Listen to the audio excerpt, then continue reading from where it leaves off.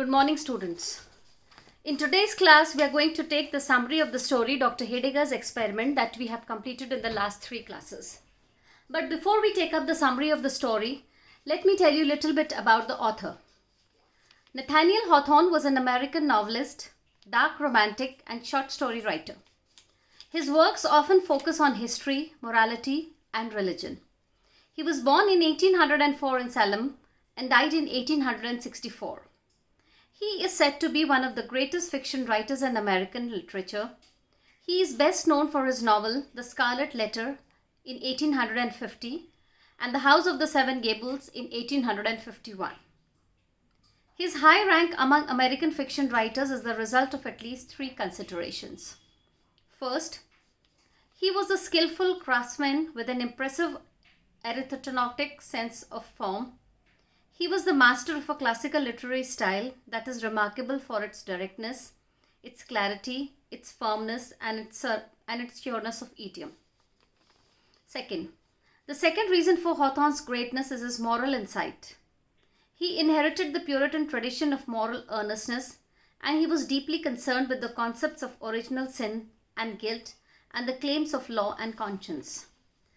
The third reason for Hawthorne's eminence is his mastery of allegory and symbolism. His fictional characters, actions, and dilemmas fairly obviously express large generalizations about the problems of human existence.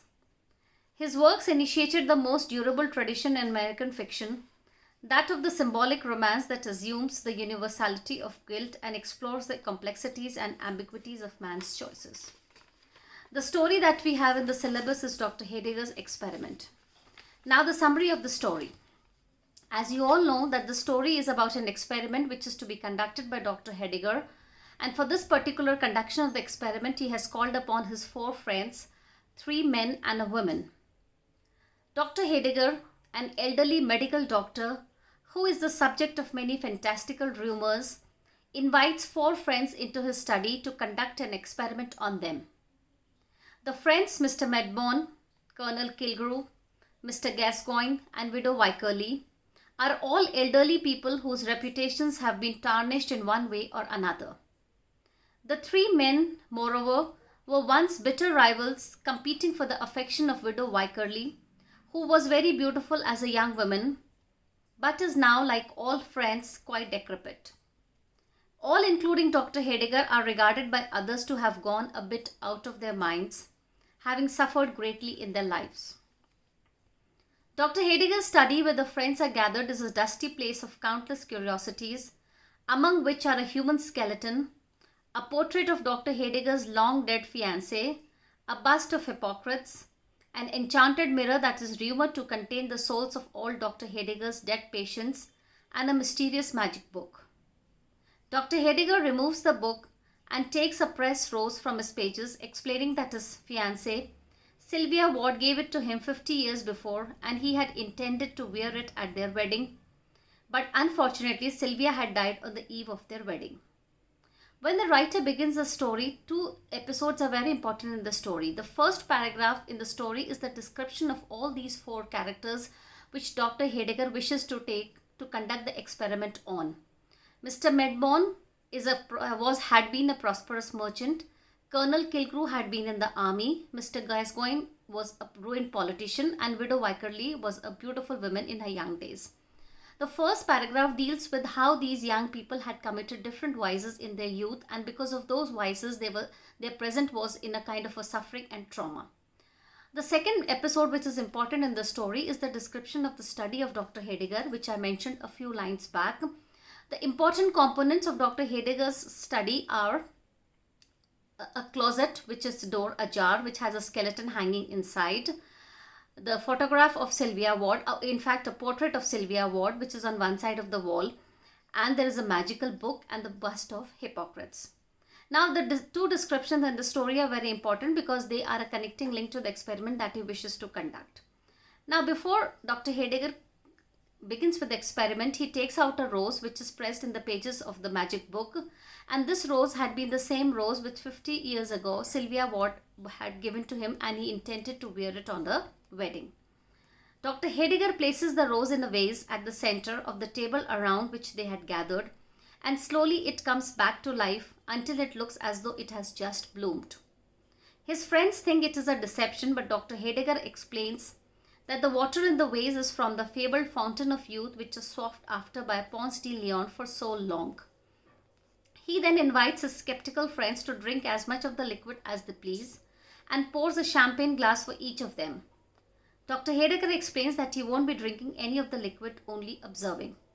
So the experiment in the story is that Dr. Heidegger has been able to manage a vase full of magical liquid, which is the liquid from the fountain of the youth. And to demonstrate the magical qualities of the liquid, he takes that rose which has been in the book for 50 years, dry and shriveled and completely withered. He dips that rose into the magical vase, and lo and behold, the rose turns into the same rose that had bloomed 50 years ago. The friends, they are watching this experiment that Dr. Heidegger wishes to conduct, and they think it's a kind of a deception. But Dr. Heidegger says that he has just invited all the four of them to drink the water, and he himself won't be drinking the water. Before the four friends drink their glasses, Dr. Heidegger advises them that perhaps they should draw up a few general rules for themselves. Since they are about to journey for a second time through the perils of youth, and perhaps they could benefit from the wisdom of old age. But the friends laugh at Dr. Heidegger's warnings and gulp down the water. Almost immediately, they begin to feel realize their spirits lifted. The water restores life and color to their aged bodies and seems to smooth away some of their wrinkles. Skepticism quickly vanishing, they ask for more, and Dr. Heidegger obliges, filling their glasses. With the second glass, the group has reached middle age again, and they seem somewhat drunk. Colonel Killigrew remarks that Widow Wycherley is an attractive woman again. She runs to the mirror to check.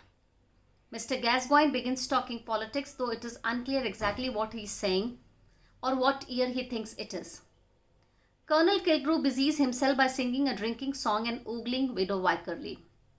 Mr. Medbourne sets about hatching a half-baked, far-fetched business scheme. Intoxicated by the water's effect, the group asks for another glass to be poured. So the experiment has begun.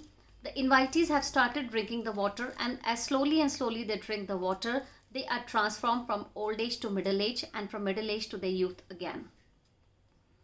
After the third glass of water, they are in the prime of their youth, and they mock Dr. Heidegger's sickly and decrepit appearance, as well as their own old-fashioned clothes, as if they have forgotten that they themselves were, moments prior, also old and infirm. The widow invites Dr. Heidegger to dance with her, but he explains he's too old. The other three men argue over who will be her dance partner, each of them placing a hand on her and struggling amongst themselves. The narrator remarks that it is said that the mirror on the wall reflected three sickly old men fighting over the body of a withered old women, rather than the four of them in their youthful prime.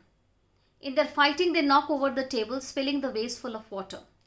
The water touches a butterfly on the verge of death, which springs back to life and lands on the white-haired head of Dr. Heidegger. At the last of the story, Dr. Heidegger calls for an end to the chaotic fighting, and it is as if Father Time himself were calling them back from their sunny youth. The four friends retake their places around the table. Dr. Heidegger explains that his rose had wilted again, but reflects that he loves it just as much as when it was freshly blossomed. In the next instant, the four friends notice that they too seem to be aging again with every moment that passes. Soon they are back to normal, and the widow remarks that she can't be beautiful, she would rather be dead. Dr. Heidegger remarks that watching his friend's behavior has confirmed for him that he would never drink from the fountain of youth, even if it is gushed at his doorstep and its effects lasted for years. His friends, however, feel otherwise. They decide to travel to Florida, where the fountain of youth is, and drink from it morning, day and night. So this much so for the summary of Dr. Heidegger's experiment. In tomorrow's class, we are going to begin with a new story prescribed in your syllabus. Thank you.